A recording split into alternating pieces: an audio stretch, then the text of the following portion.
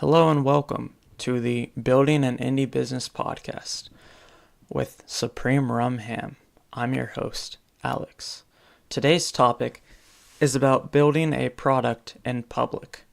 We will be discussing why to build a product in public, how to use Twitter, Twitch, MakerLog, Write, and communities to build in public.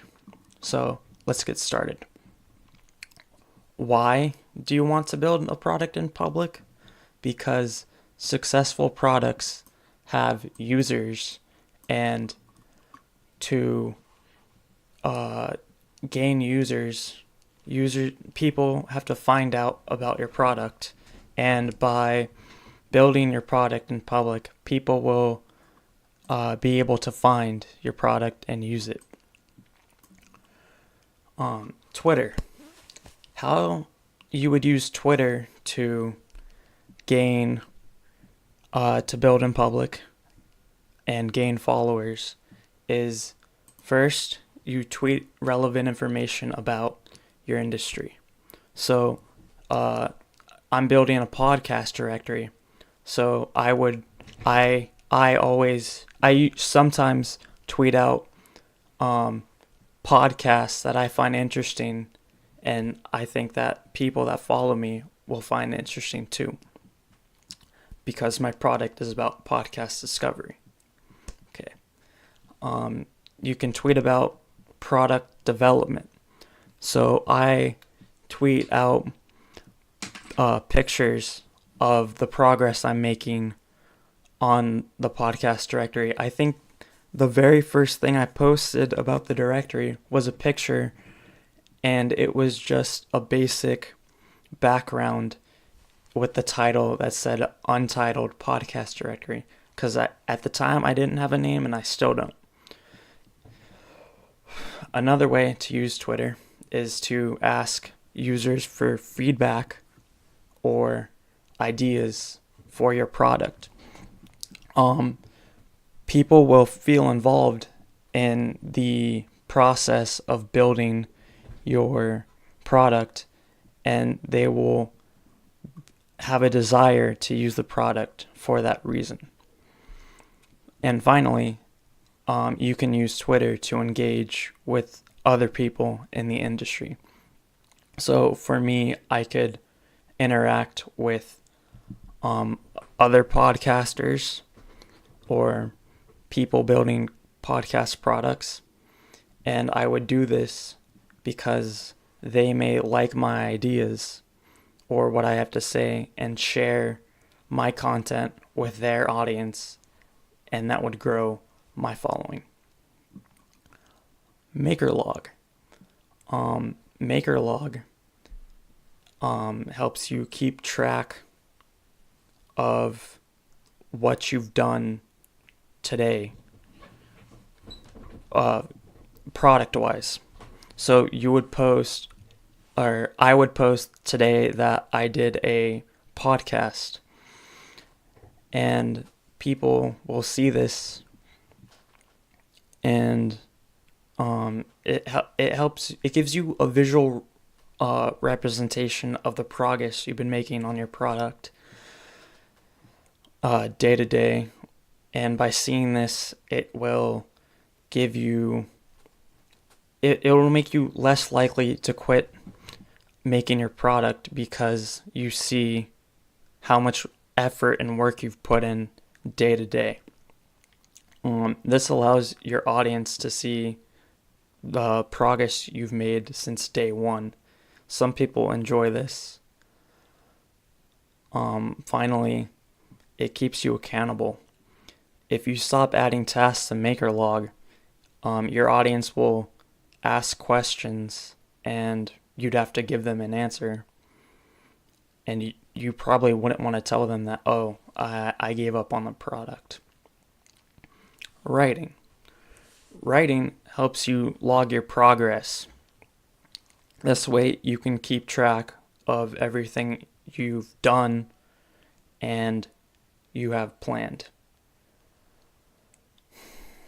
Having written about your ideas and your problems will give you a better understanding of them, and it'll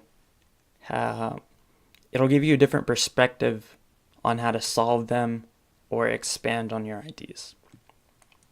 Writing will help expand your audience in a different way, in the sense that different people besides people on Twitter will see your tweets, because you will theoretically you would post your blog posts in places like Reddit, Hacker News, and other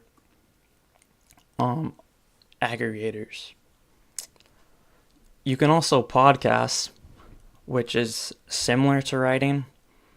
The difference is that your audience is people that listen to content instead of read it. So the advantage here is that you can post in like podcasting communities. You could there are newsletters that I've been looking at where you could send that person, the curator of the newsletter, your podcast, and they will listen to it. And then even if they don't like it, they'll probably write about it. And so that will expand your audience. Podcasting also gives you an excuse to reach out to influencers in your audience, in your industry, and reach out to them to interview them on the podcast. This is networking, and if this influencer will share the podcast episode with their audience and then discover your podcast and may discover your product because they listen to the podcast. Okay, Twitch. What you want to do on Twitch is stream your work sessions. This lets your audience watch you while you work, and they can give you feedback and ideas on the product in real time. It also gives your audience a behind-the-scenes look at the product. People like this. They like seeing how things are made, or if you make an error. That's why when DVDs were a thing, they'd add like bloopers or cast interviews. It gives people an inside look in the product, and they like that. Twitch allows your audience to see that there is a person behind the product, and you're not just a soulless corporation. And people like knowing that there is a human behind a product. Twitch gives your audience a visual and auditory engagement with you. This is different from Twitter because the audience can see and hear you, and they get real-time feedback when you respond to them on Twitch. Finally, you can join communities such as Reddit, Quora, Indie Hackers. I recommend podcasts to people on Quora all the time. I'm trying to grow an audience there. What I'm trying to do is establish myself as an expert in podcasting and podcast recommendations, because again, my podcast is about podcast discovery. So you can also find websites or communities that are related to your topic and do the same thing. So I'm not saying that this is going to immediately make your product successful. This takes a while. I've been doing it for a couple months now. I've grown my audience, not by a lot, but it builds up over time. And hopefully when my product is done, my audience will use my product. Yep. And yeah. Oh, yeah. And your audience will, they'll carry over to your next product.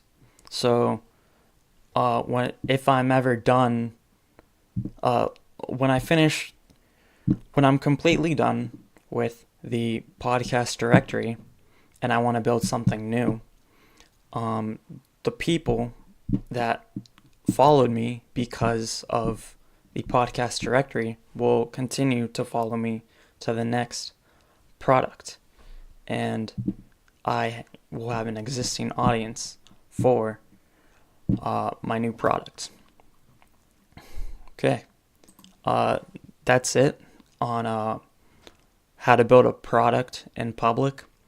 I wanted to give you guys a product update. So right now, I am building a job board, and I am trying to figure out how I can allow users to highlight their submission. So basically changing the CSS of the value of their input.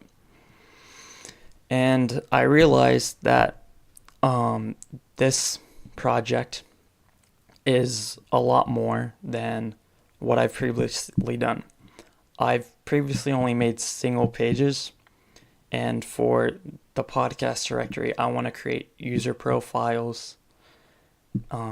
So I need to figure out how to do that. I'm using Firebase, so that shouldn't be too hard.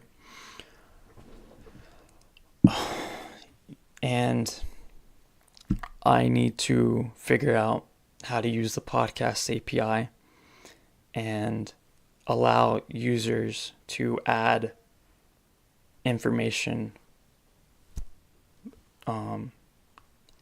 along with, like, to the API to the RSS feed, not the I need my data, the data that the users give me, to be added to the podcast information that I have already displayed.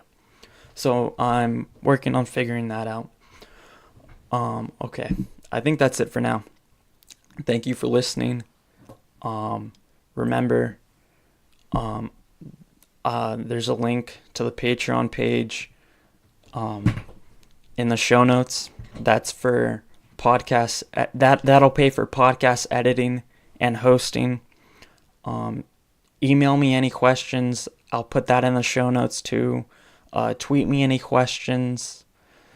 I'll respond on Twitter, and I'll also respond on the podcast if I'll just do that. Thank you for listening. Tune in next time. Have a nice day.